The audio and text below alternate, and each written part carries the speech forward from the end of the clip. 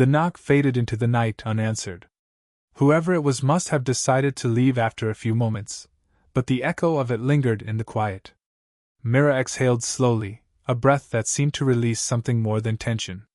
She didn't explain who it had been, and I didn't ask. Whatever had passed between us before the interruption, that soft brush of her fingers, the silent invitation, it now hovered between us, heavier, realer. She moved to the window, pushing the curtain aside. Rain had started again, tracing silver lines down the glass. "Do you ever wonder," she said, almost to herself, "how people end up in rooms like this, between what they want and what they should stay away from?" I didn't know if she meant us. Probably she did. Her words stirred something I didn't want to name. I tried to sound casual. "Maybe they just get tired of pretending they don't care."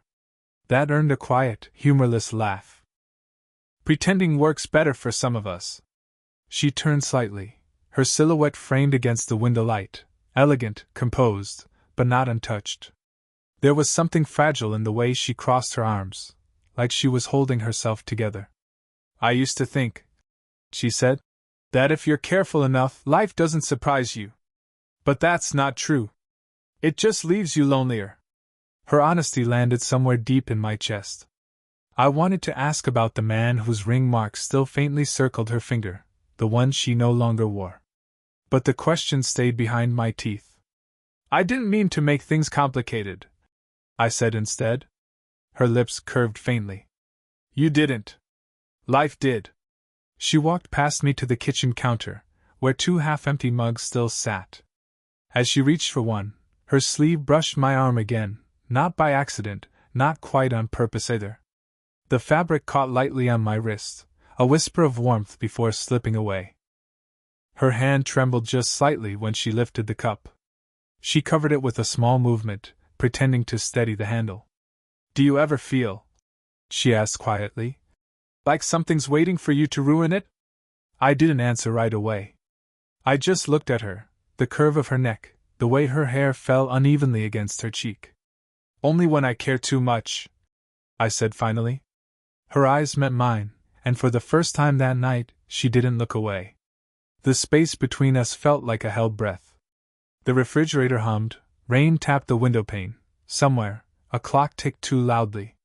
She took a step closer. So did I. When she spoke, her voice was low enough that I almost missed it. "We shouldn't, I know." But neither of us moved back. Her hand came to rest lightly on my shoulder, nothing deliberate, just a pause that lasted too long to be casual. Her fingers stayed there, and the warmth of her touch spread through the quiet like light filling a dark room. For a moment, neither of us said a word. We just stood there, the sound of rain wrapping around us, the distance between right and wrong shrinking to nothing at all. Then she whispered, "Stay for a little while." I didn't trust my voice enough to answer, so I just nodded. And as the night deepened, the small apartment didn't feel small anymore, it felt endless. The morning came too soon. The rain had stopped some time after midnight, leaving the city washed clean and silent. I hadn't meant to fall asleep on her couch, but I woke to the faint clink of dishes in the kitchen, her way of pretending nothing had happened. Mira moved quietly, her robe loosely tied, hair pulled back without effort. She looked almost peaceful, except for the small crease between her brows that never really went away. "You stayed," she said without turning around. "You asked me to." That earned a faint smile. "I didn't think you would." I sat up, rubbing the sleep from my eyes. The air felt different, lighter but charged. The kind of stillness that exists right before something breaks. "I should go," I said. "Probably," she murmured. Then, softer, "But you won't." She wasn't wrong. Before I could answer, her phone buzzed on the counter. She hesitated before picking it up. The name that flashed on the screen. Rafik. I didn't know who he was, but the way she froze told me enough. She declined the call without speaking, setting the phone face down. "You can answer," I said. Her voice was steady, too steady. "It's just someone I used to know." Used to. The words carried weight she didn't want to unpack. I stood, the couch creaking behind me. You don't owe me an explanation. I know, she said, but the tremor in her tone betrayed her calm. The silence that followed was a living thing. She turned toward me, leaning against the counter, her eyes tracing my face like she was trying to memorize it and forget it at the same time. You shouldn't be here, Ayan, she whispered. Then tell me to leave. She didn't. Instead, she stepped closer, just enough for me to feel the warmth of her through the space between us. Her breath brushed against my jaw, soft, unsteady. This isn't supposed to happen, she said, eyes flicking between mine. Then why does it feel like it already has? Her fingers hovered near my chest, almost touching, a hesitation, a question. My pulse betrayed me, answering before my mouth could. And then a knock. Again. Louder this time. Myra's hand dropped. She inhaled sharply, panic flashing for just a moment before she gathered herself. Don't move, she said, the same words she'd used before. I froze as she opened the door just a crack. A woman's voice, older, curious. Mira? Are you home? You missed the meeting this morning. It was her colleague, maybe her friend. Myra's tone changed instantly, light and practiced. Sorry, Samira. I wasn't feeling well. I just woke up. The voice outside softened. You should rest. You sound tired. When the door finally closed, Mira leaned her forehead against it, eyes closed, exhaling hard. She turned to me, and for the first time, her composure cracked. You see why this can't. I crossed the room before she finished. I didn't touch her, not really, just close enough that she could feel the nearness of it, the choice waiting between us. Her breath hitched, and the space between us disappeared for a heartbeat. But the kiss didn't happen. It hung there, suspended, trembling, real.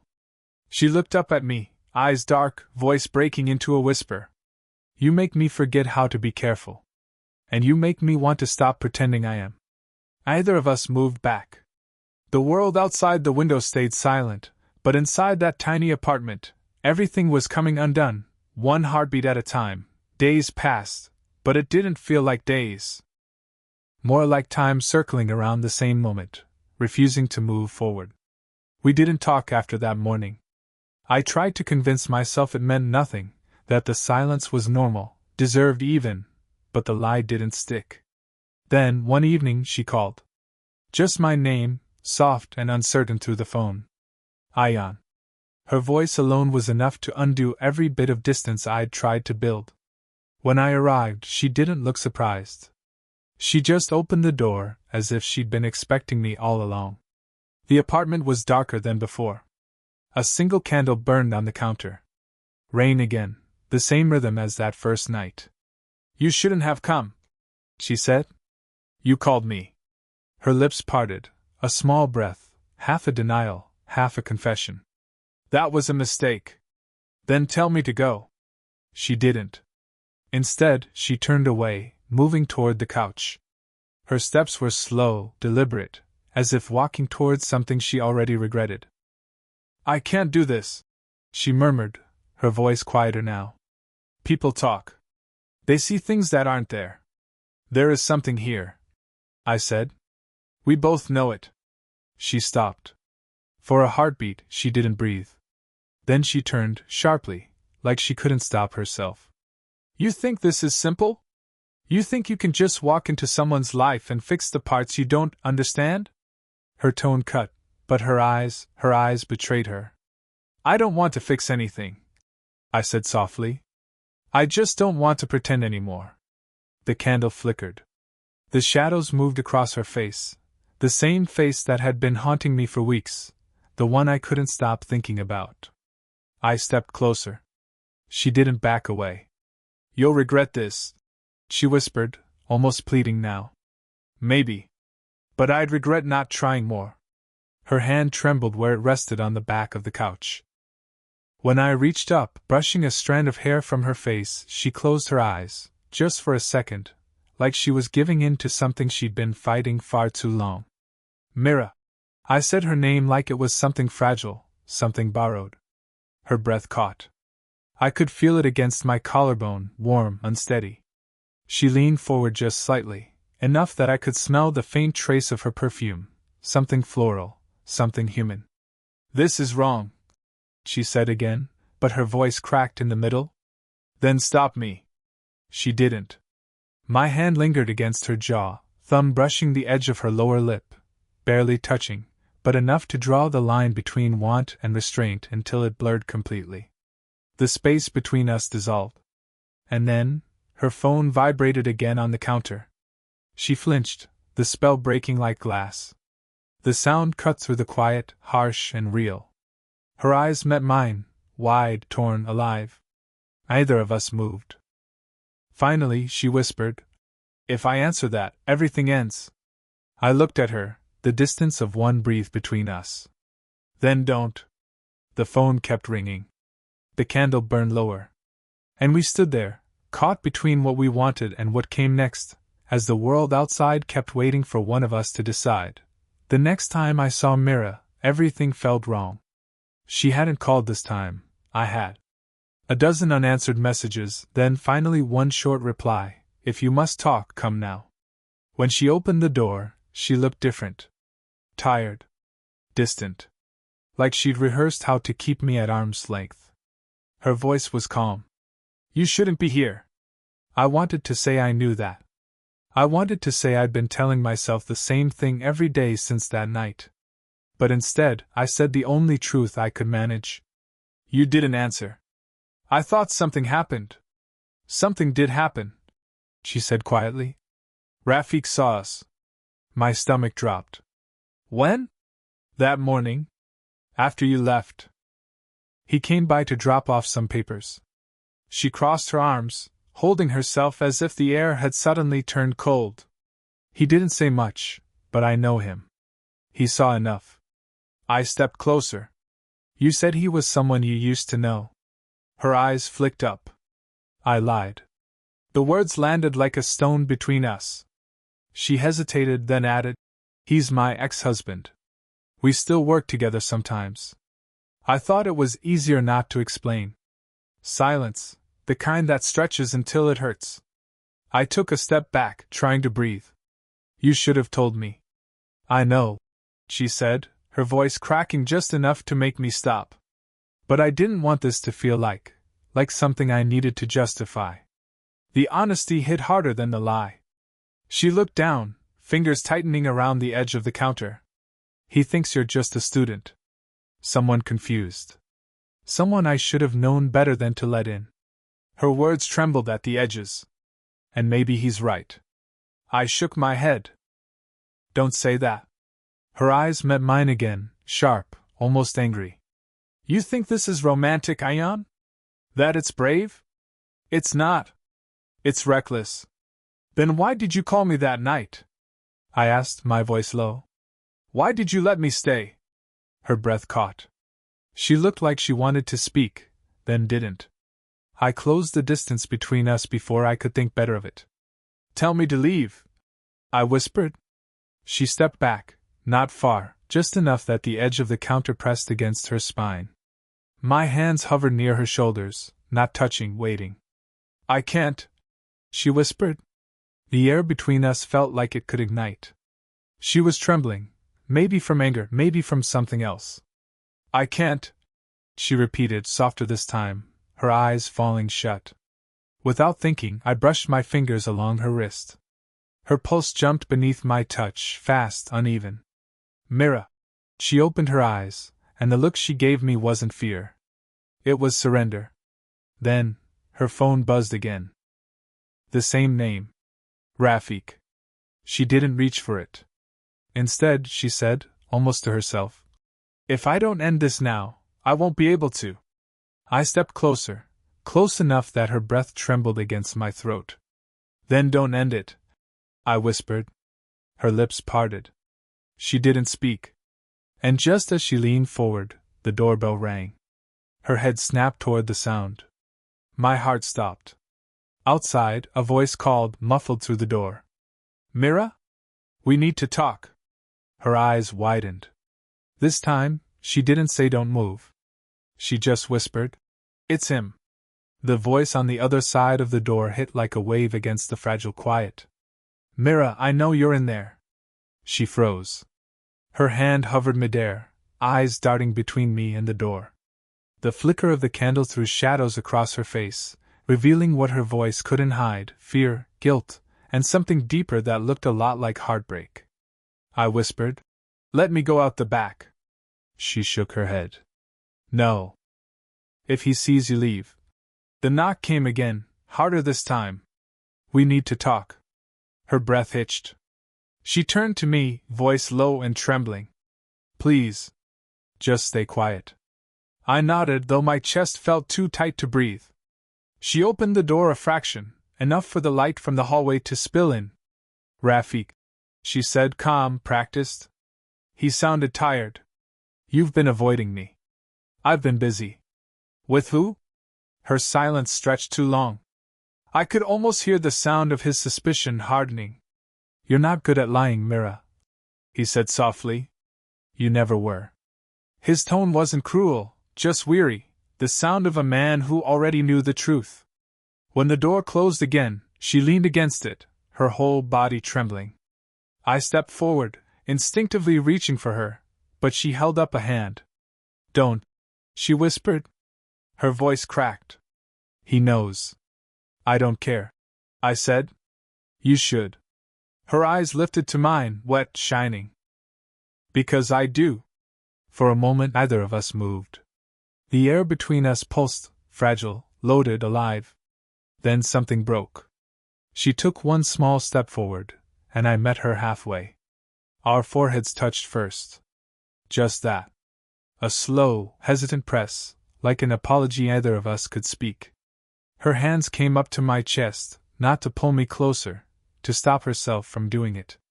"This can't last," she breathed. "We'll hurt each other." "Maybe," I whispered. "But not tonight." Her fingers curled against my shirt, and I felt her strength falter. "You'll hate me for this," she said. "I won't." Her breath was warm against my skin. She leaned in, so close I could feel the tremor in her lips before they even touched mine. And for that suspended heartbeat, the one where nothing else existed but the space between us, everything was clear. It wasn't just want. It wasn't rebellion. It was recognition, the kind that finds you when you stop running from it. But she pulled back. Barely. Her voice came out as a whisper. "You make me remember who I was. And that's exactly why I have to stop." I searched her eyes, looking for the lie. There wasn't one. She stepped away, her breath unsteady, her face half hidden in the candlelight. "Go before I change my mind." I didn't argue. I didn't move either. When I finally spoke, it came out like a truth neither of us wanted to hear. "You already did." Her eyes closed. A tear slipped down, catching the light. And then she said my name, quietly, like a memory, before turning away. I left before she could stop me. The rain had started again outside, soft and endless. Behind me, I heard the faint click of the door. It sounded final. Weeks passed before I saw her again. The rain had stopped for good by then, replaced by long evenings of orange light and tired wind. I told myself it was over, that what happened between us was something fleeting, a spark that burned too bright to survive. But that light didn't hold, not even for a day. It was late when I saw her again, by accident or fate, I still don't know which. She was sitting alone at a quiet cafe, the same kind of half-light glow that had always followed her. When she saw me, her hand paused midair, halfway to her cup. Neither of us moved for a moment. Then she smiled, small, uncertain, real. I walked over. "You look like you've been waiting for someone." "Maybe I was," she said softly. The words landed somewhere deep, quiet, irreversible. We didn't talk about that night. Or the silence that followed. Or the message I'd sent that she never answered. None of it mattered, not really. Time had already softened the edges. She looked different now, not distant, not guarded. Just tired in a peaceful way. "I kept thinking about you," I admitted. "Not just what happened. Everything." Her eyes lowered. I did too. There was no need to hide it anymore. We'd already lived through the worst part, the almost, the fear, the pulling back when we both wanted to fall. I thought maybe you regretted it, I said. She shook her head. No. I regretted stopping. The confession came out as a whisper, but it filled the entire space between us. For a long moment, we just looked at each other, two people who'd run out of reasons to pretend they didn't care. When I reached for her hand, she didn't hesitate. Her fingers fit against mine naturally, like they'd been waiting for that exact moment to remember how. You know this doesn't get easier, she murmured. I don't want easy. Her thumb brushed against my skin, a small, grounding gesture that said more than words could. Outside, the world went on as usual, people laughing, buses hissing at the curb, someone calling out for the check. But for us, everything slowed. Mira leaned forward slightly, her voice low. Do you ever think about that night? Every day. She smiled faintly, eyes glinting with something soft. Me too. I wanted to say more, how she changed the shape of my silence, how her absence had become a kind of echo I carried around, but the words weren't needed. Instead, she leaned in and rested her forehead against mine. No rush, no panic, no forbidden edge, just warmth. It wasn't a kiss, but it felt like one. And for the first time, it didn't feel like we were running from anything. Her apartment wasn't part of this moment, but somehow it was, small, quiet, infinite. That night had never really ended, it had just waited for us to come back different. When we finally pulled apart, she exhaled, smiling softly. You're still too young for me, you know. Maybe, I said. But you never felt too old for me. She laughed then, the kind of laugh that comes when something inside finally unclenches.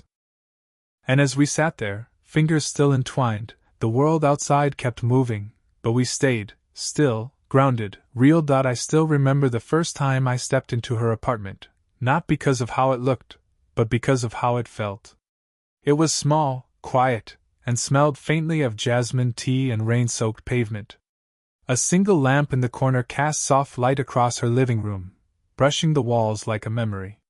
Mira stood by the window, her sleeves rolled to her elbows, her hair half tucked behind one ear as if she hadn't decided whether to let it fall or keep it contained. She didn't look at me right away. She just said, almost absently, "You took longer than I thought." Her voice wasn't impatient, more like she'd been talking to herself, and I'd happened to walk in at the right moment.